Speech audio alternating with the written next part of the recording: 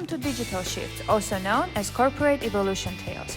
Join us as we dive into the dynamic world of digital transformation. From illuminating case studies to captivating narratives, we uncover the stories behind companies' journeys toward digital excellence. Whether you are a seasoned corporate leader or an aspiring innovator, our podcast explores the shifts, challenges of modern business evolution. Hello everyone, this is Digital Shift aka Corporate Evolution Tales, and today with us is Alan. Hello Alan, thank you so much for being here today with me, and how are you? I'm very well. This is the start of my day, and I'm honored to be here. I don't say that lightly. I started listening to podcasts 9 years ago, and they really helped me learn a lot and reorient through powerful conversation toward a bigger future. So it's kind of cool. It's a dream come true. Genuinely, I try to remember that before every interview, because I remember when I first started my business, it was crickets. Yeah. Awesome. Well, thank you so much for being today with us. And yeah, okay, would you like to introduce yourself and share with our audience who you are, what are you doing, and all that stuff? Yeah, so Alan Lazaros is my name. I'm a podcaster, speaker, coach, writer, and trainer. And mostly what I'm doing now is business coaching. So that's kind of my main thing. So I think some writers are also speakers and coaches. Some coaches are also speakers and writers. So I'm definitely the coach first, speaker, writer, trainer, podcaster second. But essentially, where I started was really challenging, for lack of better phrasing, childhood. Lost my father when I was young, had a stepfather. Stepfather left when I was in my high school years, and then I really bootstrapped from then on, the shortest possible version. Did as well as I could in high school to get as much financial aid and scholarships as possible to try to go to my dream college, became a computer engineer, got my master's in business, and then I went into the corporate world, and I spent 5 years job hopping from tech company to tech company to tech company, really trying to not only find myself, but also really become more wealthy. Because when my stepdad left, he took 90% of the income with him, and I didn't really have any sort of safety net after that. And so I wanted to take care of my family, and that's what I did. And then eventually I got in a car accident when I was 26 years old that physically I was okay, but my father passed away in a car accident when he was 28, when I was 2. And so when I was 26, I got in my own car accident that really got me to sort of question everything. It was my quarter life existential crisis where I had to reevaluate every choice I ever made. I had to reevaluate who I was.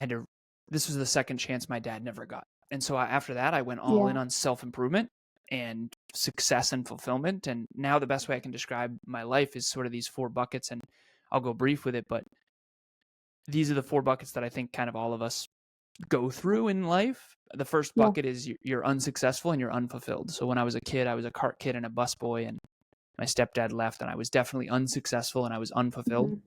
Then after college, I was very successful, but I was deeply unfulfilled. Then after my car accident, I actually went all the way past broke, liquidated all my assets and my stocks and my investment portfolio, and I was super fulfilled, but I wasn't successful. And so now, 9 years later, I'm 35 years old. I'm hoping to hit puberty at 36.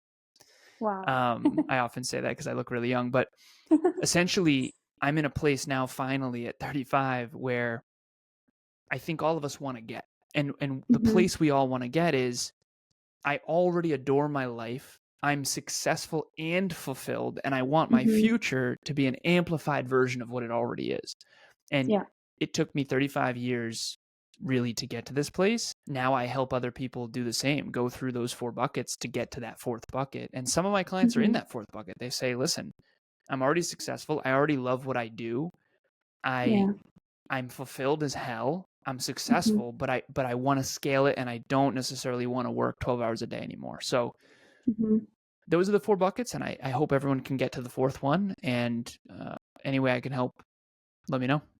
Yeah, for sure. Well, amazing story. Me, myself, I was in a car accident where I was hit by a car. And I think I know what you feel generally, like when it's come to you, those minutes, like when you understand that, okay, this can be the end, but this can be also a start of something new. And I think it's so important to not break yourself and be so strong that Like you're as a phoenix, right? When you are just coming again back from ashes. So I think it's so important. I mean, it's not about like having those accidents to understand that, but at least with these kind of podcasts that you mentioned, they're really helping people to kind of understand, okay, there are some accidents that are happening, but maybe I need to rethink what I'm doing and reconsider my goals in life so everyone can reach to success. I think one of the things that usually people are afraid of and about what is this podcast is digital transformation, and a lot of people are hesitating even starting it because of the cost of the change, because of not having knowledge. So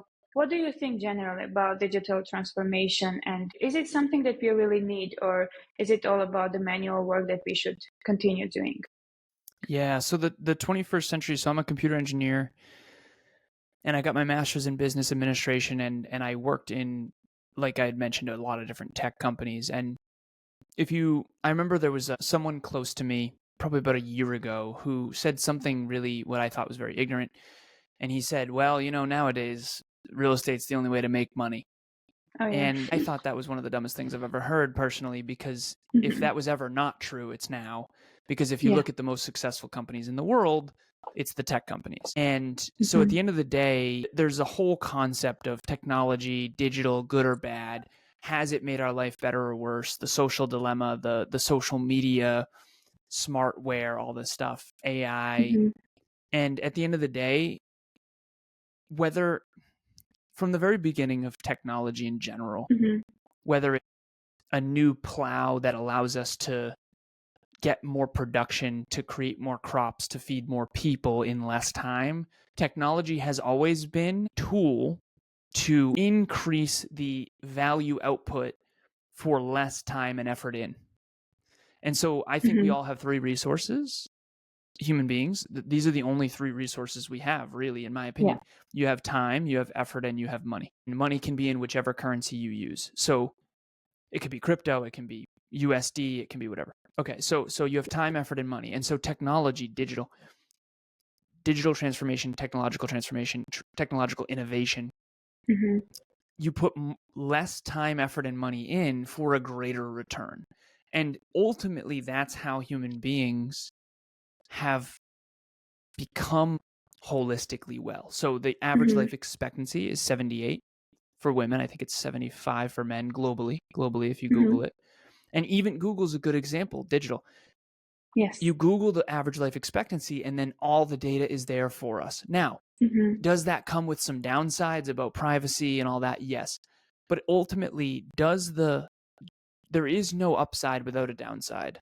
And there is no downside without an upside. So whether you have adversity and then turn that into your advantage, like I did with my car accident, even though that was very difficult.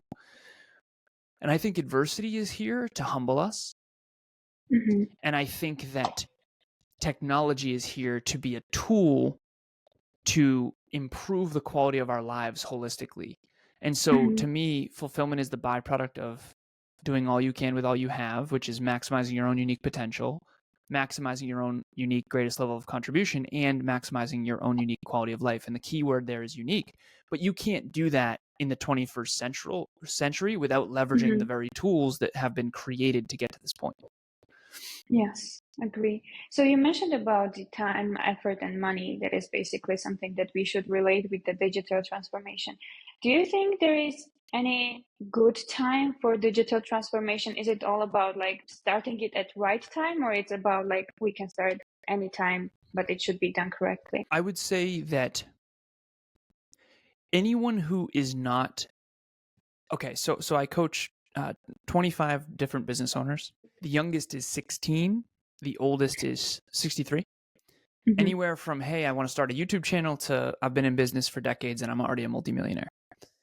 All different countries, all different backgrounds, all different cultures, all different ethnicities, males and females from all over the world. And so at this stage, I've been coaching for 7 years. I have a 10,000 hour tracker where I've done well over 5,000 hour-long coaching sessions with these individuals.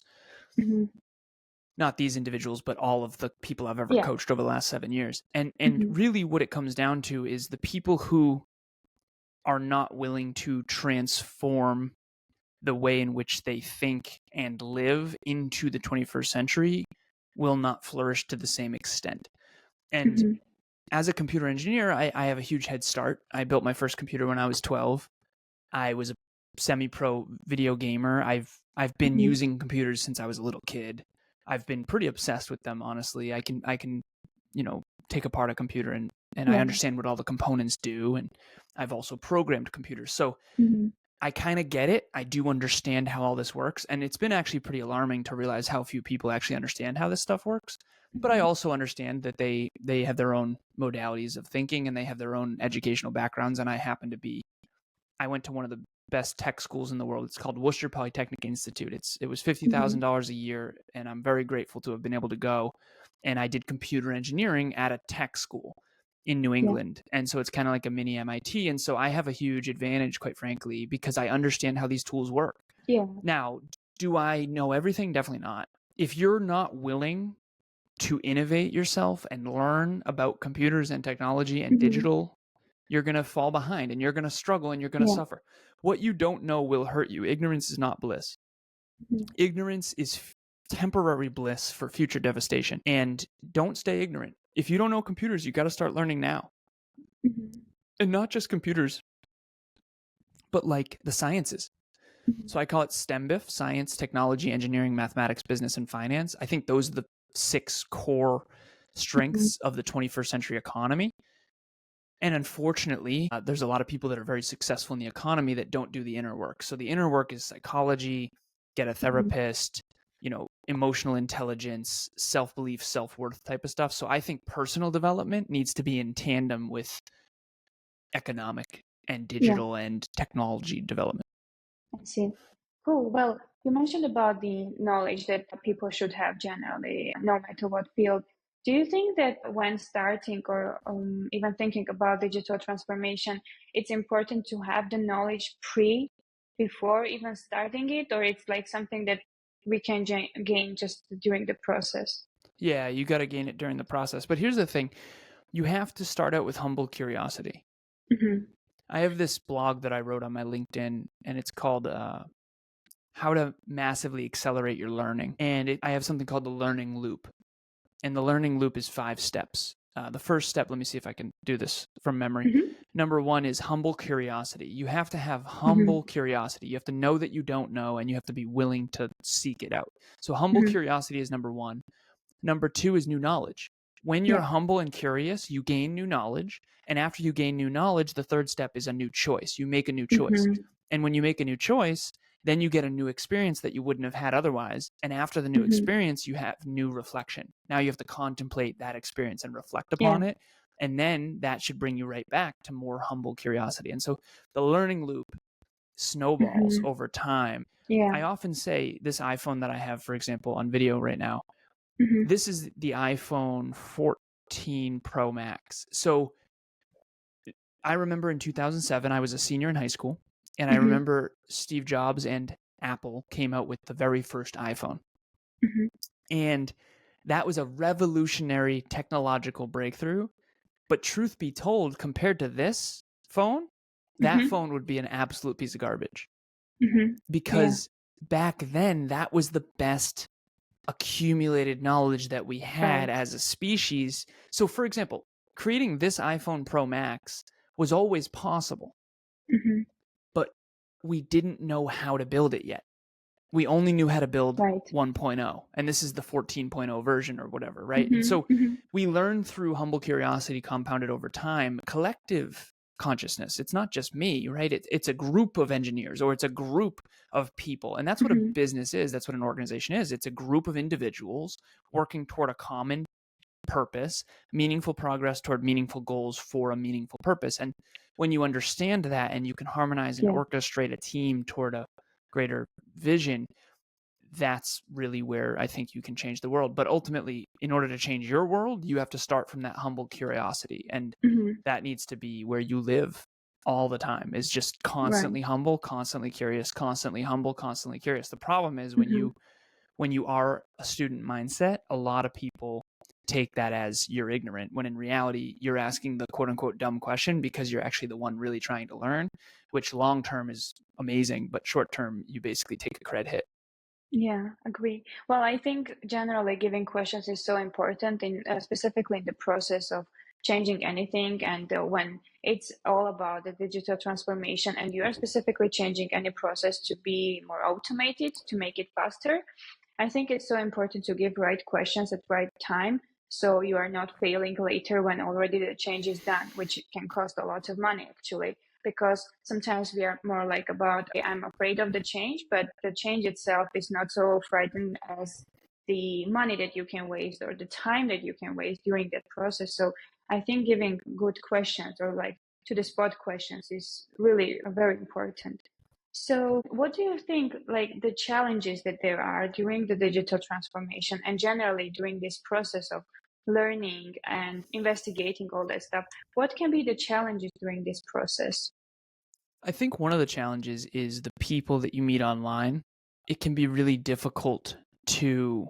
It's almost like when you're in a small town and you go to high school. Mm-hmm. There's a pro and a con of that. So I went to a fairly small high school. There was only 137 people in my class. And so that means the total high school had 500 kids or something like that. Yeah. Okay. So everyone knew everyone. Mm-hmm. There's a pro and a con to that. The advantage to that is that you have a reputation that holds you accountable to the people in your community. The Yeah. downside of that is everyone knows everyone's business and it can get kind of cliquey and Yeah. you can feel sort of stuck. Mm-hmm. When you go from middle school to high school, your smaller world gets a little bigger, and then you go from high school to college and your smaller world gets even bigger, and then you go from college to corporate, and then your world gets a little bigger. Crazy stuff starts. Then you go from corporate to entrepreneurship, and now it's the whole globe. Mm-hmm. And there's 5.44 last time I looked it up billion people on the internet.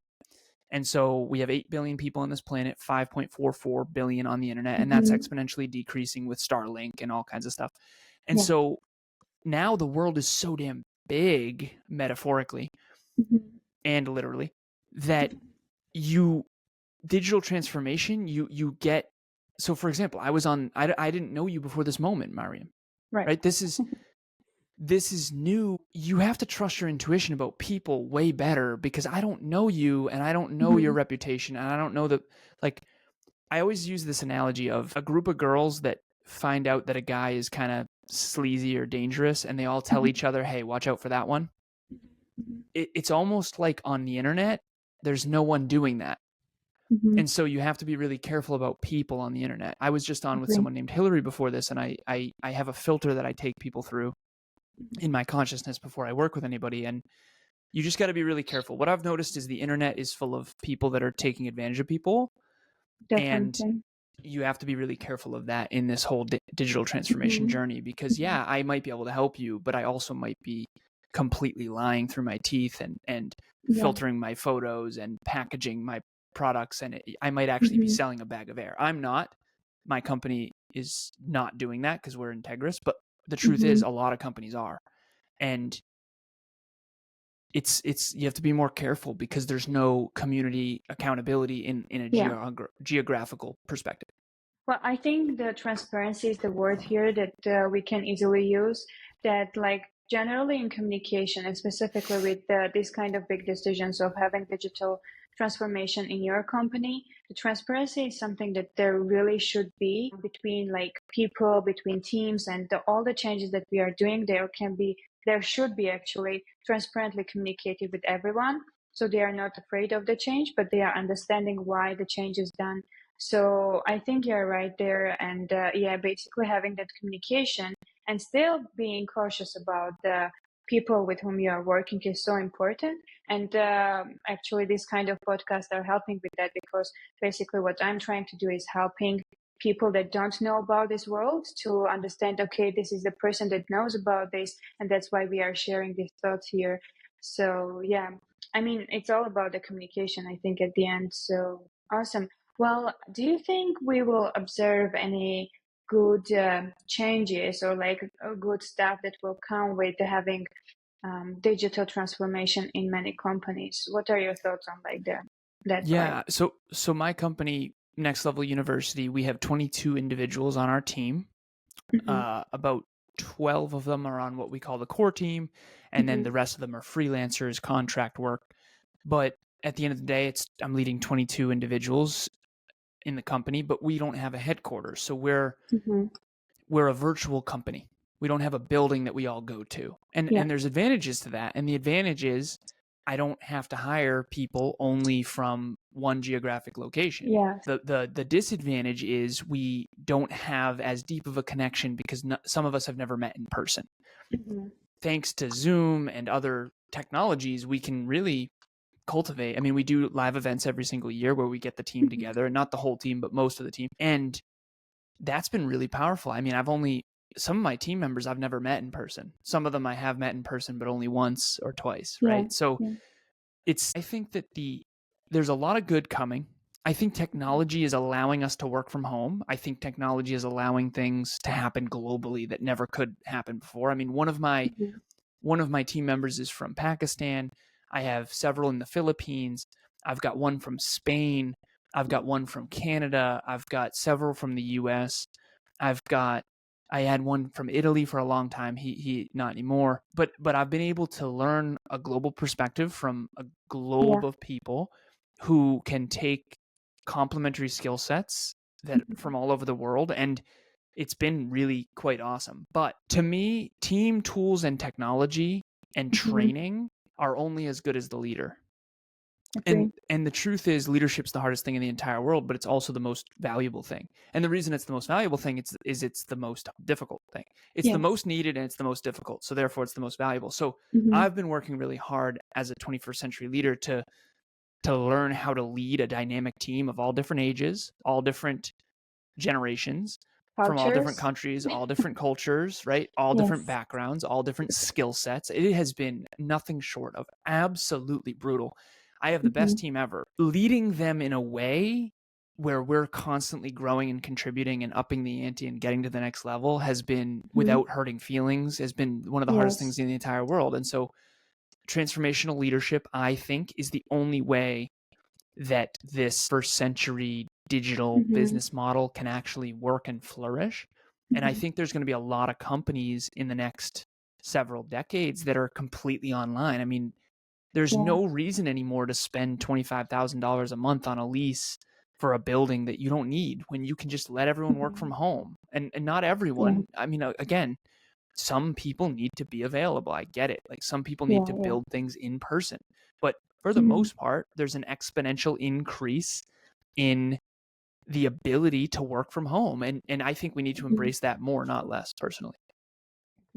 Well, I think we are coming to the last question, actually, which is, what will be your advice? Based on what you said, I think there are a lot of things that we can take from there. But is there anything that you think can be advice for companies, for people that are thinking about digital transformation and they want to start it? What will be your advice in that part?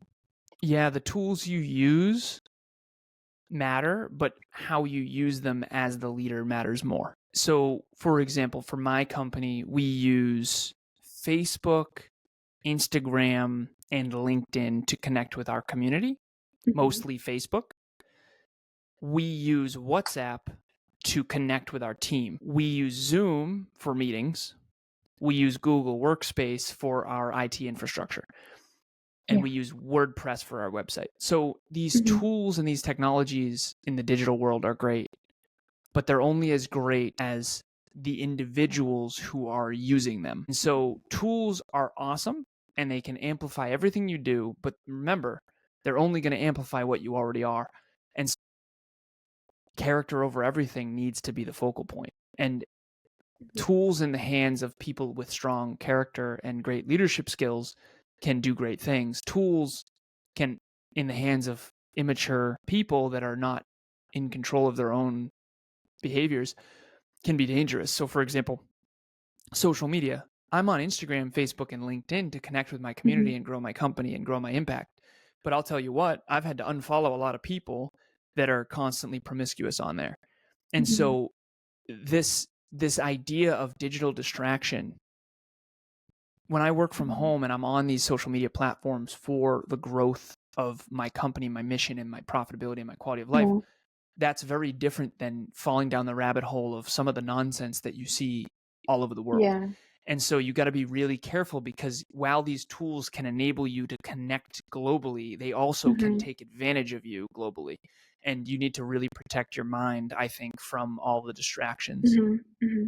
Agree. So I think we are coming to that point that it's still all about people. It's too soon to say that we will handle digital transformation with AI, but it's still helping us. Yeah, we just need to be cautious about people that we are surrounded with, and basically making sure that the team itself is dedicated to the work and they clearly understand what's happening and to which goal we are all tending to go all together. Well, awesome. Any last words, Alan, from your side? Anything that you would like to share with our audience? Mariam, thank you for having me. I appreciate it. The last words that I would have is tools are going to continue to get exponentially more sophisticated.